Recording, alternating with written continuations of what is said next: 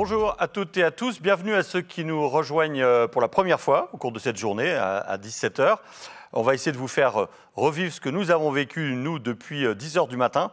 D'abord, un échange de 2 heures absolument exceptionnel avec 4 personnalités hors du commun autour de l'homme et l'homme au travail. On a vraiment vécu un grand moment. Et puis, depuis 14 h, on a fait le calcul, 260 personnes ont travaillé par groupe de 6, 8, 9 personnes autour d'un cas que nous leur avons posé. C'est comment, après cette pandémie, on devrait améliorer nos manières de travailler. Et on leur avait posé un cas d'une entreprise de 150 personnes, une usine de production.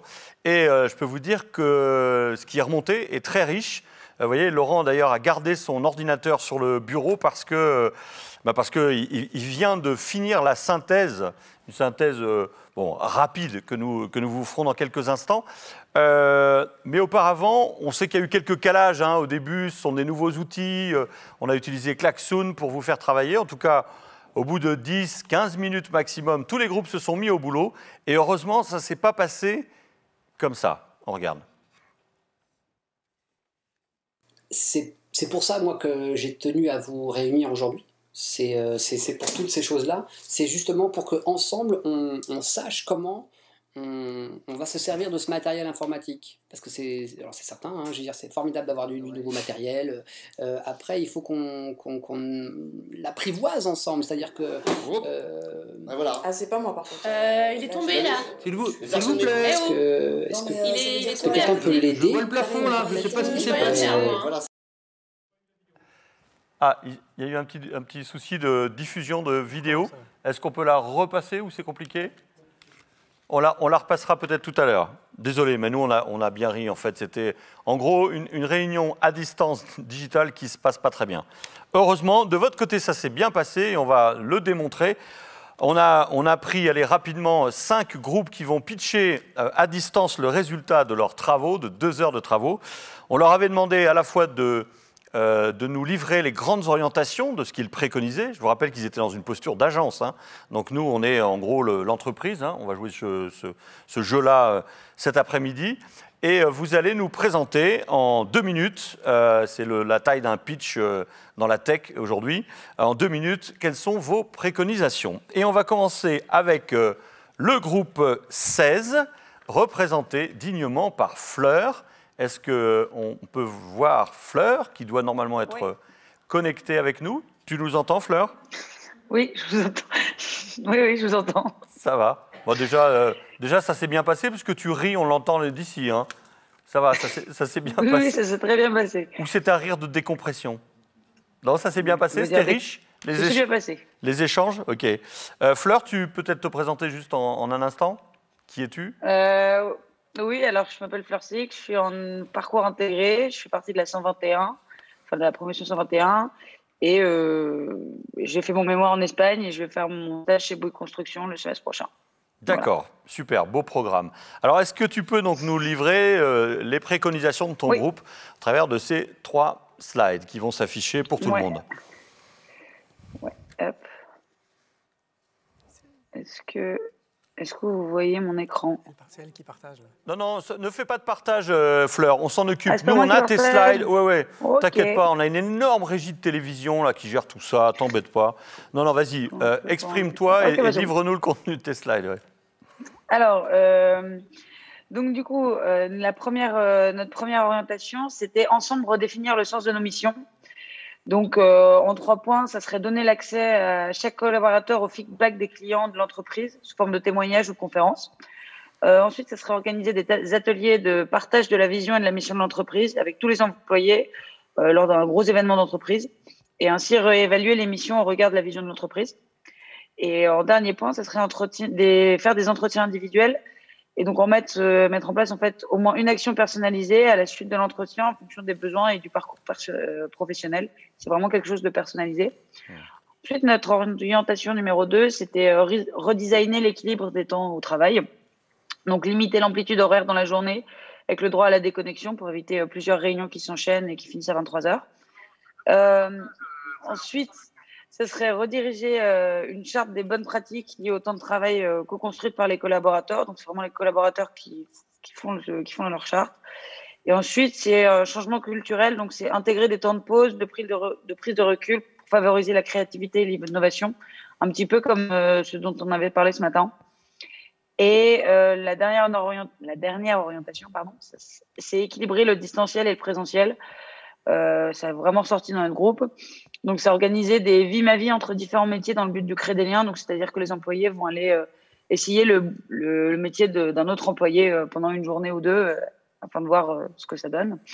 Également, faire un roulement des gens qui télétravaillent pour garder une présence sur site vis-à-y des collaborateurs qui n'ont pas une mission compatible avec le télétravail. Comme ça, il y a toujours du monde pour éviter d'avoir vraiment, quand on vient télétravailler, enfin, les seules fois où on vient travailler sur site, il n'y a personne.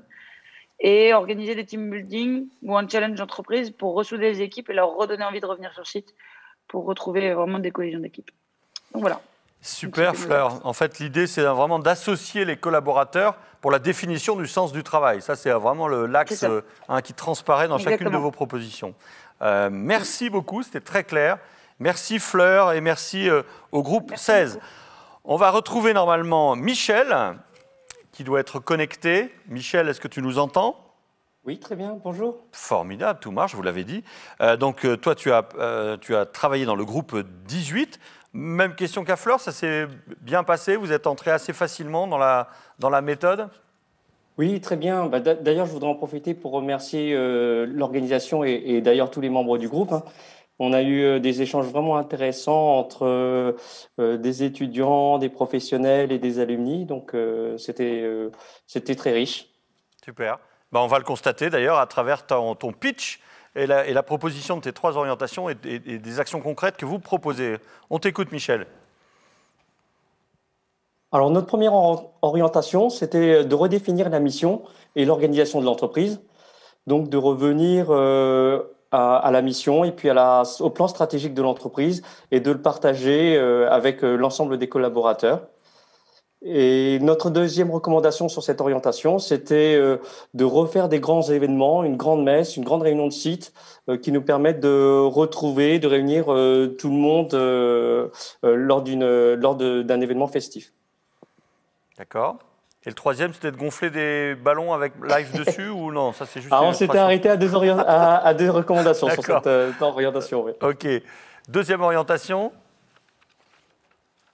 Alors, notre deuxième orientation, c'était d'institutionnaliser le télétravail, de formaliser le mixte entre présentiel et virtuel, notamment à travers une charte du télétravail qui permet de définir dans un cadre donné le mélange entre travail en présence et télétravail, en prenant en compte les souhaits à la fois individuels et les contraintes de l'activité, du métier des collaborateurs. On avait ensuite une deuxième recommandation sur choisir les outils numériques pour que tout le monde ait les mêmes. Et bien sûr, de proposer des formations et de former nos collaborateurs à tous ces outils-là. Ok, et enfin, ta troisième orientation? Alors, la troisième orientation, c'est repenser le lien à la fois interne et externe de l'entreprise, notamment à travers tout d'abord des activités informelles, des quiz, le partage des activités personnelles, des afterworks qui peuvent compléter une réunion plus formelle, de compléter avec des activités communes, que ce soit à travers des activités sportives ou des cours de cuisine. Il y a beaucoup de choses qui sont apparues à l'occasion justement du confinement. Et puis pour terminer, de recréer un espace dans lequel on puisse développer toutes les actions de bénévolat, de mécénat, extérieur, ce genre d'échange en tout cas. Voilà. Merci beaucoup Michel, bravo pour votre agence, on prend note. On ne va pas sélectionner l'agence finale qui va gagner la finale et qui va travailler avec notre entreprise, mais en tout cas, vous êtes dans la finale Michel, merci beaucoup. Il y avait un groupe qui a travaillé ici, ils n'étaient pas nombreux, je crois qu'il y a 1 ou 2 groupes qui ont travaillé en présentiel. C'était le groupe 3, représenté ici par Émilie. Tout à fait. Bonjour Émilie. Bonjour. Et donc, écoute, même exercice. Alors toi, tu as intégré, pour les 6 mois qui viennent, la chaire, 5e année, diplômé en septembre. C'est ça, exactement, oui. Et du coup, pour mes 6 mois de mémoire, j'ai rejoint la chaire Sens et Travail. D'accord. Et ce qui est intéressant, c'est que dans les mois qui viennent, toi, tu vas aller justement dans une entreprise. Hein, ce job qu'on a fait en 2 heures, toi, tu vas le faire, mais vraiment avec une vraie boîte, là. C'est ça, ouais, pour faire un état des lieux, du coup, des problèmes de management, du coup, chez Pochet du Courval. D'accord. Alors, tu peux nous livrer donc les 3 orientations de ton groupe. Je dis juste au passage, Fleur, je ne sais pas, tu as un fan club peut-être à l'ICAM, je ne sais pas. Mais alors, bravo Fleur, ouais, super, t'es génial, tu nous as bien représenté, etc. Bon, voilà. Lâchez-vous sur Michel aussi. D'ailleurs, oui, belle intervention, Michel. Ça y est, c'est parti. Belle intervention, Michel. Alors, c'est peut-être quelqu'un qui veut une bonne note, alors je ne sais pas, mais en tout cas... Des notes d'habitude. Ah, ok. Belle intervention, Michel. Alors, ouais, voilà, il a aussi son fan club, mais je ne doute pas qu'Émilie ait le sien aussi. Allez, c'est parti. J'espère. Alors du coup, la première orientation pour nous, c'était du coup le sens du travail, la nécessité de ce qu'on y fait. Donc on voulait d'abord définir les valeurs de l'entreprise. Donc qu'est-ce qui est vraiment nécessaire au sein d'une entreprise, quelles sont les tâches superflues. Voilà, parce que pendant le confinement, du coup, ils ont fermé des entreprises qui étaient non essentielles. Et finalement, les activités non essentielles, ça découle sur des tâches qui sont à l'intérieur d'une entreprise non essentielle. Donc, identifier celles-ci et pourquoi pas les supprimer. Du coup, ensuite, notre deuxième supposition, c'était de demander aux salariés dans quel domaine ils peuvent être plus performants. Donc pour ça, effectuer une réunion de manière personnelle, donc annuelle, pour faire une rétrospective de ce qui s'est passé et qu'est-ce qu'on peut améliorer l'année suivante. Et ensuite, du coup, un postulat un peu plus général pour valider si le travail est essentiel et pourquoi. Ensuite, notre deuxième orientation, c'est la nécessité des relations sociales.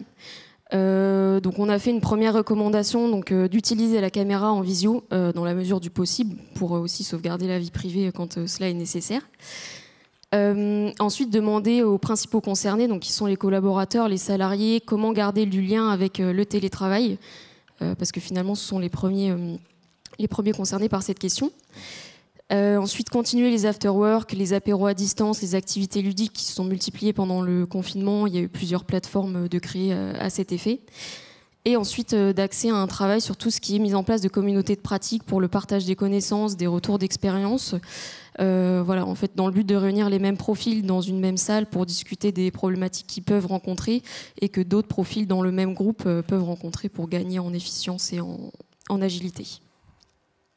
Très bien. Et enfin, la troisième orientation. Alors la troisième, c'est faire confiance aux salariés, laisser leur liberté. Pour une problématique d'équité, donc faire une liste et mettre à disposition les outils qui sont nécessaires au télétravail. Prendre le problème au sens inverse d'aujourd'hui, c'est-à-dire qu'après la crise, le travail en présentiel sera redevenu une norme. Donc définir en fait si le travail peut être réalisé en télétravail et pour cela du coup valider avec le collaborateur de manière personnelle quelles sont les tâches qu'il est plus à l'aise de réaliser et où, donc en télétravail ou en présentiel. Et voilà, tout ça pour une entreprise plus libérée et agile. Merci beaucoup. C'est quoi ton nom de famille, Émilie ? Baes. D'accord. Alors, c'est toi qui t'envoies des commentaires. Parce qu'il y a une Émilie Baes qui nous dit « Bien dit à Émilie ». Parce que je suis là, donc c'est... D'accord. Non, mais je te rassure, tu as aussi un fan club. Il y a des waouh, Émilie, etc. Quel charisme magnifique. Merci, merci. Et ce qui est intéressant là aussi, c'est qu'encore une fois, vous êtes bien orienté sur le sens au travail, mais là aussi, on sent que vous avez voulu fortement impliquer les collaborateurs dans cette définition du sens au travail, parce qu'évidemment, ils sont les premiers concernés, et ce sera plus efficace. Merci, en tout cas. Nous allons passer à Fernando. Je ne sais pas si on dit comme ça, ou Fernando, peut-être, tout simplement. Tu es avec nous, Fernando ? Oui, je suis là. Tu es là, super. Fernando, tu étais dans le groupe 24. On n'est pas en train de faire le tirage du loto, je vous rassure, il n'y a rien à gagner. Le groupe 24, Fernando. On te laisse donc nous dévoiler les trois grandes orientations et les actions concrètes que vous préconisez dans votre groupe. Ok, ça marche. Donc, d'abord, on a travaillé sur 3 axes. Les premières, c'est la mobilité des équipes de travail. Par exemple, favoriser les réunions de terrain. Aussi, créer des espaces de co-work avec d'autres entreprises, parce qu'on pense que l'échange entre les acteurs des autres entreprises. Ça peut aider à avoir plus une autre vision sur notre boulot. Aussi, laisser les salariés décider de la manière de travailler ensemble. Donc, donner un peu d'autonomie pour que les gens puissent travailler de la façon qu'ils veulent.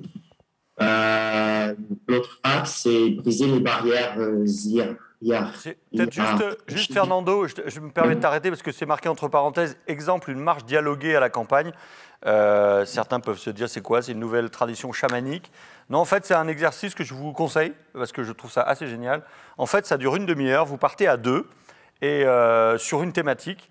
Pendant 10 minutes, le premier dit à l'autre voilà ce qu'il pense de la question qu'on vous a posée à deux, au duo. L'autre n'a pas le droit d'intervenir, n'a pas le droit d'apporter de jugement, etc. Il peut demander quelques précisions.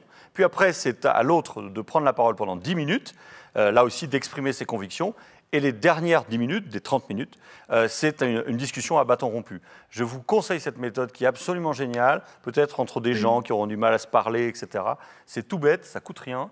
Mais je peux vous dire que ça vous reconnecte à l'essentiel.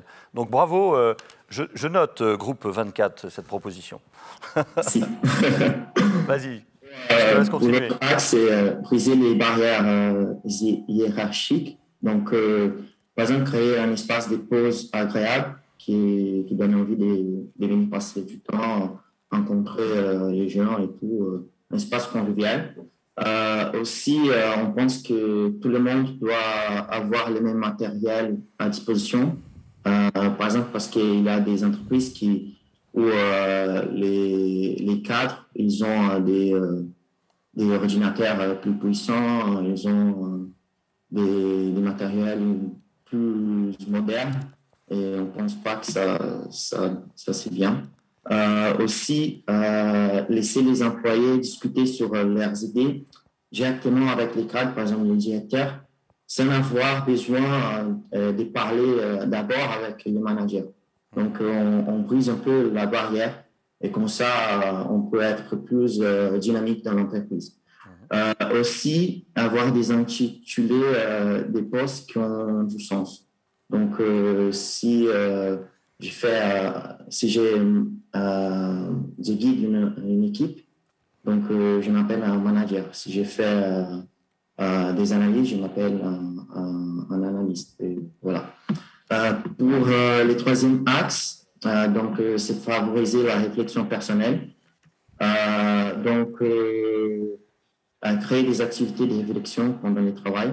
Par exemple, avoir une heure dans la semaine pour faire un bilan émotionnel de tout ça qui est arrivé dans le boulot. Aussi, inviter chaque salarié à réserver une heure de son agenda pour consacrer à lui-même, pour faire des choses lui-même de la façon qu'il veut. Et aussi mettre en place un système de propositions d'amélioration, donc une boîte à idées où les gens puissent donner leur idée sur l'entreprise et les boulots en soi. Donc voilà pour la présentation. Tu nous parles d'où, Fernando? Tu es où là en ce moment? Je suis à Lille en fait. Tu es à Lille? Ah d'accord. Mais enfin, quelque part, tu représentes l'ICAM Brésil quand même. En tout cas, c'est ce que nous disent tes supporters dans le chat, quoi. Alors, il y a un peu compète dans le chat. Il y en a dit, ouais, il y a quand même un qui est meilleur que l'autre, etc. Mais ça, je ne porterai pas de commentaires. Je vous laisserai le découvrir dans le chat éventuellement. En tout cas, toi aussi, tu as beaucoup de soutien, Fernando, et merci de nous avoir partagé ça au dernier moment. Je vous rappelle qu'il y a quelques minutes, ils étaient encore en train de bosser et ils ont accepté d'être les porte-parole de leur groupe. Et on va finir avec le groupe 25. Tous ceux qui ont les numéros dans l'ordre gagnent 10 000 euros. Hein, c'est ça, Laurent, que tu m'as dit? Non, c'est pas ce qui est prévu. Je déraille toujours à la fin. Donc, groupe 25, Raphaël est avec nous et va nous présenter donc, les 3 slides ou les 2 slides, je ne sais pas, sur les résultats de vos travaux. Raphaël, tu es avec nous? Il faut activer juste ton micro, Raphaël, parce que tu as été dans le silence jusqu'à maintenant et c'était super. Mais là, pour qu'on t'entende, il faut que tu actives ton micro. Bonjour à tous. Voilà, super. Mieux. Merci. Je t'en prie. On t'écoute, Raphaël. Bien. Alors nous, on a travaillé sur 3 axes un qui est autour de la confiance et l'autonomie, un autour de la gestion du temps et un autour du sens du travail. Alors sur la confiance et l'autonomie, il y avait déjà quelque chose qui me semblait important, c'était de pouvoir identifier les bons niveaux de responsabilité. C'est-à-dire que d'une part, l'idée c'était de ne pas déléguer son propre travail, mais aussi de ne pas faire à la place de l'autre. Donc là, c'est plutôt un message qui s'adresse aux managers. Travailler aussi sur la confiance accordée aux collaborateurs, avec une piste qui était de définir un cadre temporel qui permette en fait de scander l'atteinte de la mission sans que ça se perde n'importe où. Et de rappeler aussi aux collaborateurs que le manager était bien la première de ses ressources et qu'il ne fallait pas qu'il hésite à faire appel à lui.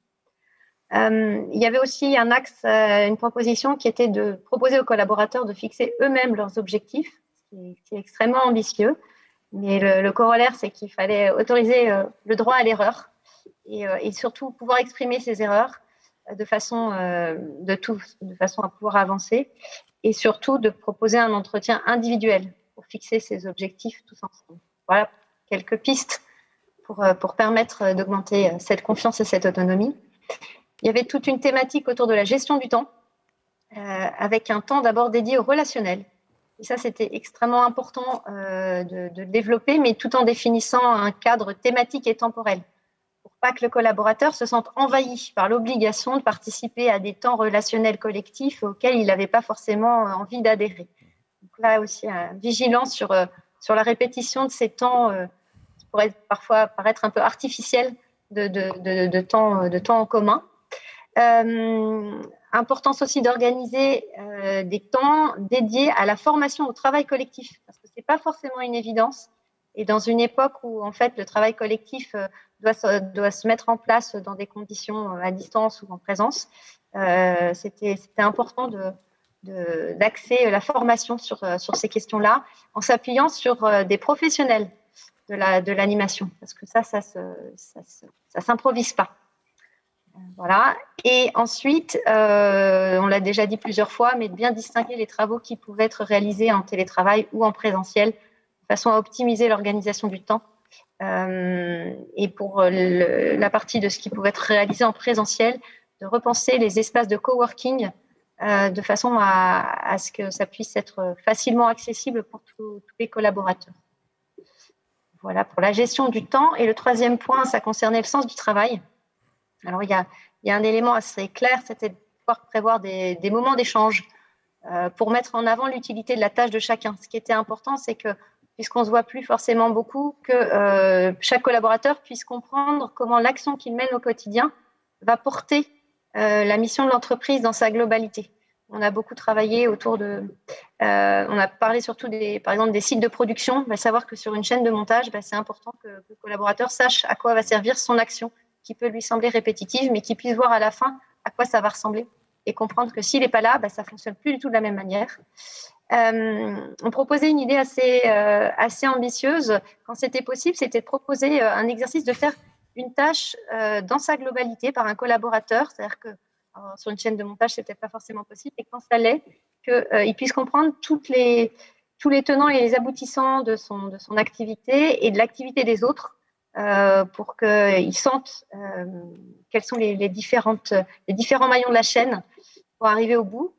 Et puis, une dernière proposition qui était en fait de comprendre en fait non seulement les rôles du collaborateur, mais aussi le rôle du manager. Et que le manager ne se positionne pas uniquement en superviseur de la tâche bien accomplie, mais que le collaborateur comprenne que le manager a aussi un rôle et que c'est important d'avoir tous ces rôles-là dans l'entreprise. Super, merci beaucoup. Voilà pour nous. C'est vrai qu'on a été vite et du coup dans le chat on me dit mais on a beaucoup travaillé quand même sur le nom et la baseline de l'agence et Thierry a oublié de les demander, c'est vrai. Tu te souviens du nom de ton agence, Raphaël? Oui, Innovenue. Ouais, c'est déposé ça ou pas? Non? Ça se dépose, ça. Hein. C'est sympa. Ouais. Pas pour vous, en tout cas. Merci. Et Raphaël, j'ai oublié de te demander aussi qui étais-tu? Tu es étudiant, Je l'ai été, mais je ne le suis plus. D'accord. Moi, je m'occupe du mécénat à la Fondation de la Catho de Lille. D'accord. Merci en tout cas de tes apports, Raphaël. Et je te rassure aussi sur ta notoriété. Super, Raphaël. n'y a pas de souci, c'est dans le chat aussi. Merci. Merci beaucoup. On me dit que le film qu'on a raté tout à l'heure, on peut le regarder, me dit Sylvain. Ouais, c'est super, parce que vraiment, ça vaut le coup, quoi. Heureusement que vos réunions ne se sont pas passées comme ça, justement, vous allez voir. C'est pour ça, moi, que j'ai tenu à vous réunir aujourd'hui. C'est pour toutes ces choses-là. C'est justement pour qu'ensemble, on sache comment on va se servir de ce matériel informatique. Parce que c'est certain, hein, je veux dire, c'est formidable d'avoir du nouveau matériel. Après, il faut qu'on l'apprivoise ensemble. C'est-à-dire que... voilà. Ah, c'est pas moi, par contre. Il est tombé, là. S'il vous plaît. Est-ce que quelqu'un peut l'aider? Je vois le plafond, là. Je ne sais pas ce qui s'est passé. Voilà, c'est n'importe quoi. Alors, attendez. Fallait bien que ça arrive et tout. Il y a quelqu'un? Un pied de biche, quelqu'un... C'est fini. Il reste quelqu'un? Bon, vu la qualité de vos productions, on est sûr que ça ne s'est pas passé comme ça, et heureusement, quand le digital se passe bien, tout va bien. Alors, évidemment, on aurait pu vous faire tous défiler, hein, mais on avait près de 30 groupes, donc ça aurait été un peu long et un peu fastidieux. Mais il y a quelqu'un qui s'est collé à la lecture de tous vos slides, c'est Laurent, et il va donc nous en livrer... alors, je ne sais pas si on peut appeler ça synthèse, mais en tout cas, les choses un peu dominantes qui ont émergé de vos contributions. En tout cas, à titre personnel, parce qu'on a un peu l'habitude de ce genre d'exercice, chapeau bas hein, pour la qualité, la pertinence de ce que vous avez fait remonter les uns les autres. Je suis assez impressionné. C'est peut-être une bonne école, en fait, l'ICAM. Hein, c'est ça. Et puis, il y avait surtout des bons pros aussi avec les étudiants. Alors, plus sérieusement, Laurent, voilà, est-ce que tu peux nous faire part de ce qui t'a frappé dans toutes ces contributions ? Oui, donc en fait, en une demi-heure, j'ai regardé les 87 orientations. Je ne me suis pas mis sur les plans d'action. Et je me suis dit, mais qu'est-ce qui ressort de tout ça? Et j'ai envie de vous dire, d'abord, il y a la question du déconfinement et du revivre ensemble. Certains l'ont noté. Ça ressort vraiment comme une nécessité. Se prendre l'air, mais aussi déconfiner de l'environnement de travail et des conditions de travail habituelles que nous avions. Du coup, j'ai été très touché que l'un d'entre vous, un groupe, a expliqué que c'était la gestion des rythmes de travail et du sens.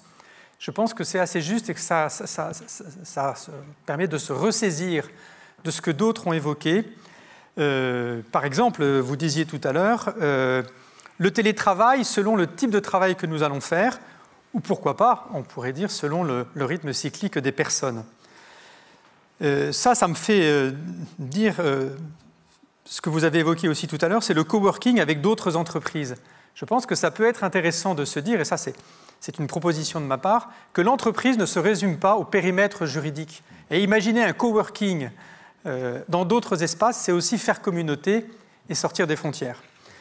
Et donc finalement, on sent une nécessité d'une plus grande fluidité relationnelle et coopérative. Et j'ai envie de dire de ce à quoi ça ouvre, c'est à la question de la liberté. D'abord, la liberté de prendre l'initiative, parce qu'on sent que les collaborateurs vont avoir envie de prendre cette liberté, de rester chez soi, de prendre du temps pour soi, et que du coup, ça pose aussi une question au manager qui peut avoir envie de générer cette liberté. Et donc, ce qui devient compliqué pour le manager, c'est de lâcher prise, éventuellement de douter et d'accueillir les propositions sans être sûr que ça marche, essayant de constater si les propositions des collaborateurs ou les siennes sont bénéfiques. Voilà, donc avancer en acceptant de douter et lâcher prise, c'est peut-être le message que j'ai envie de dire. Merci. Je vais poser la question alors peut-être à Estelle, si elle est avec nous. Estelle, pour tout vous dire, elle nous a envoyé une photo de Montréal, du ciel bleu de Montréal avec de la neige, mais c'est juste à tomber par terre. Merci pour la photo, Estelle. Alors, je ne sais pas comment tu réagis à ce que les 5 présentateurs, les 5 speakers nous ont partagé, et puis ce que vient de dire Laurent. En fait, c'est un peu en guise de conclusion, à la fois de ta réaction et qu'est-ce que tu as envie de nous laisser comme message.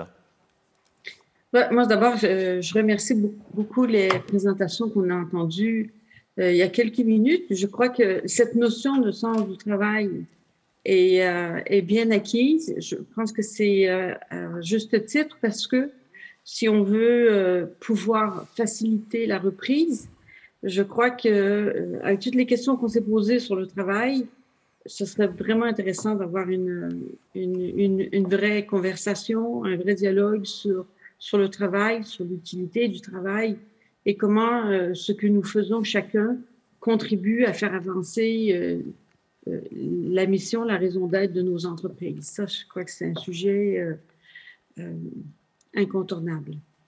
Aussi, le relationnel est vraiment important. Laurent parle de la liberté. Il faudra donner une place à la liberté. Les humains, on a besoin de liberté, tout autant que d'autonomie. Et je fais une distinction entre les deux, parce que être libre, c'est pouvoir choisir ce qu'on veut, en étant responsable, en se sentant responsable de l'action qu'on va poser de façon libre. Mais il y a aussi l'autonomie. Et c'est ressorti dans une des présentations. Pour donner un sens au travail, il faut se sentir capable de le faire. Le besoin d'efficacité, comme disait Eric Fromm, c'est important pour notre santé mentale. De se sentir capable de faire son travail, ça signifie qu'on fait un travail qui mobilise nos capacités, nos talents, nos intérêts. On a l'information, qu'on a surtout le soutien de son équipe, de son cadre pour accomplir le travail qu'on nous confie à faire. Donc, je crois que ces deux éléments-là sont importants et ça répond tout à fait j'allais dire, ça correspond tout à fait à ce qu'on a retrouvé dans l'enquête menée par Sinopia.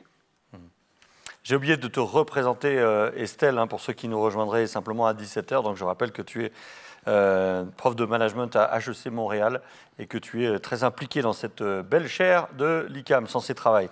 Merci, je le rappelle, de t'être levé à 2h30 du matin pour être avec nous tout au long de cette journée. Et merci pour tes apports précieux. Merci beaucoup, Estelle. François, peut-être même question, une réaction à tout ce qu'on a entendu et peut-être ce que tu as envie de nous laisser de cette journée. Oui, écoutez, c'était très intéressant d'écouter les différents retours. Il y a beaucoup de choses ont été dites, mais si je devais en dire qu'une ou deux, par exemple, il y avait le fait de voir il y avait la notion de bénévolat. Et le bénévolat, c'est typiquement un travail qui est fait gratuitement, on n'est pas rémunéré pour ça, et on donne du temps, donc il y a la notion de don, et le bénévolat peut-être aider le travail classique qu'on fait dans le cadre officiel du travail professionnel, disons. Le bénévolat peut peut-être aider à orienter son propre travail, le travail professionnel. Peut aider à l'orienter et le nourrir. Parce que, a priori, quand on fait du bénévolat, on fait quelque chose qui nous plaît, certes, mais qui a beaucoup de sens. On ne fait pas quelque chose qu'on trouve inutile. Et le bénévolat est un réel travail, parce qu'il y a un livre d'un prof de l'EM Lyon qui est sorti en 2016 et qui disait, si je me rappelle bien l'ordre de grandeur, si on prenait toutes les activités qui sont faites bénévolement, ça représente 1 million d'emplois à temps plein en France. Donc c'est quand même énorme et évidemment que ça participe à la vie économique et sociale. Et peut-être que le bénévolat est purifié de pratiques de management qu'on trouve un peu absurdes ou qui font perdre du temps, etc. Et donc ça permet peut-être une efficacité. Donc le bénévolat peut dire quelque chose du travail, parce quand on est bénévole, on envoie des mails, on rédige de la même manière, on peut faire tout un tas de choses où on utilise, on exerce vraiment les mêmes compétences que dans le cadre professionnel.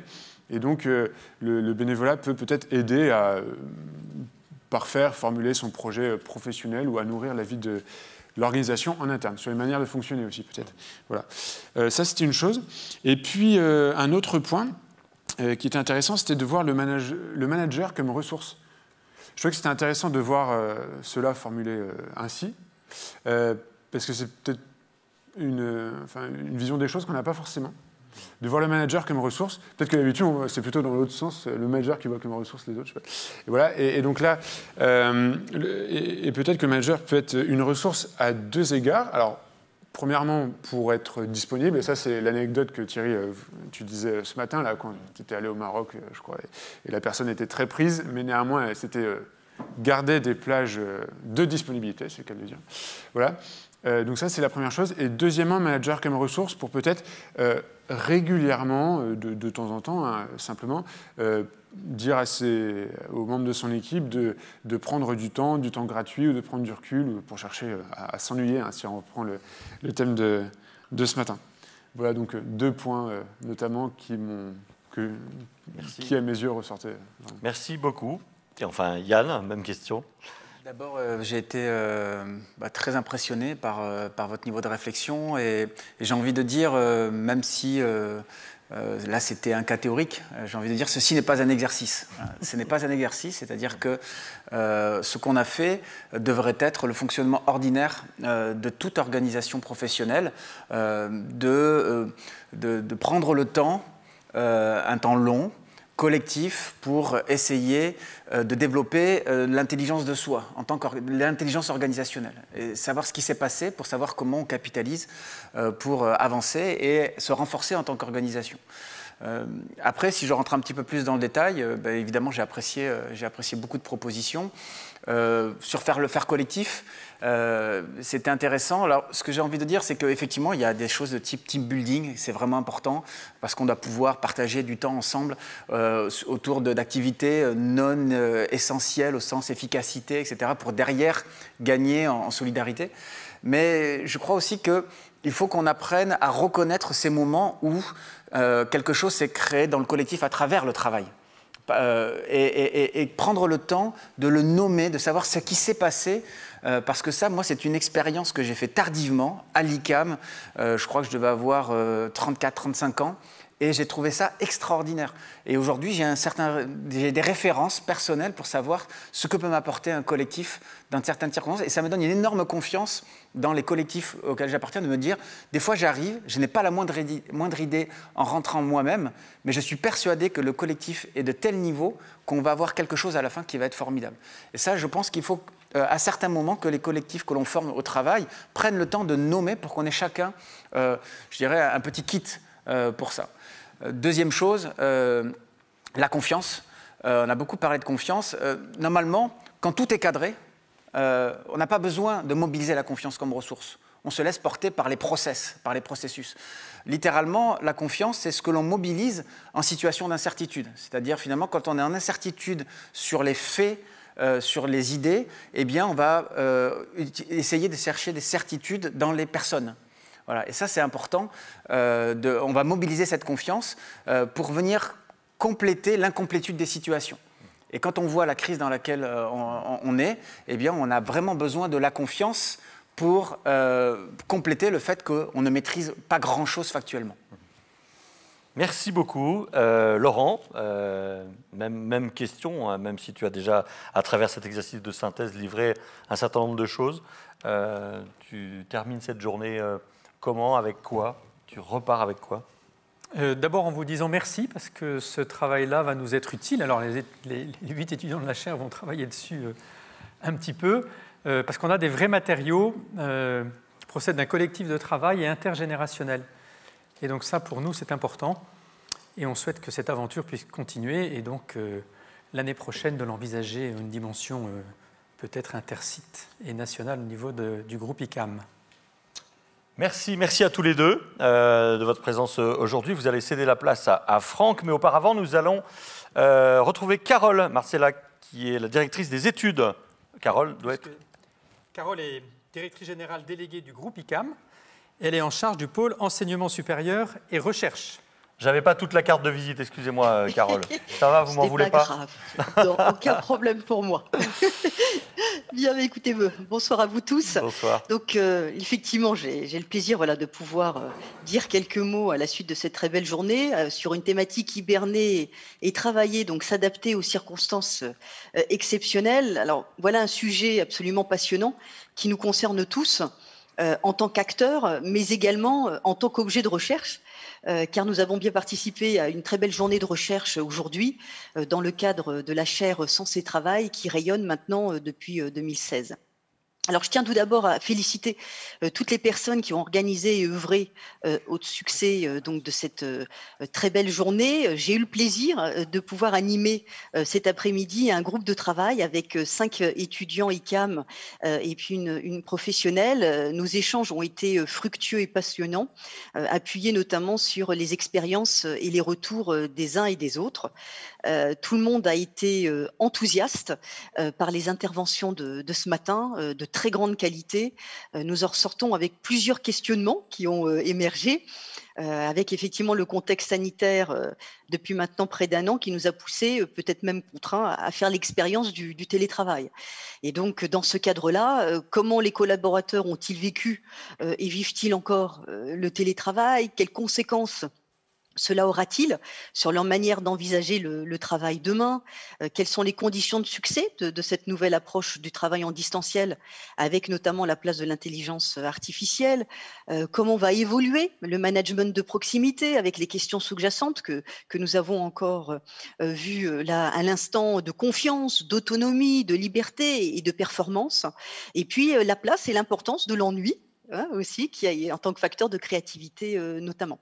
Donc autant de questions qui nous ont animés aujourd'hui et qui ouvrent la voie à de nombreux travaux de recherche à venir sur le sens de travail demain, après la pandémie. Donc en résumé, une 5e journée de la chaire Sens et Travail qui nous a à nouveau et comme toujours enthousiasmés en nous permettant de réunir des étudiants, des professionnels et des chercheurs autour d'une thématique de recherche passionnante, mais qui est surtout et avant tout un sujet d'actualité.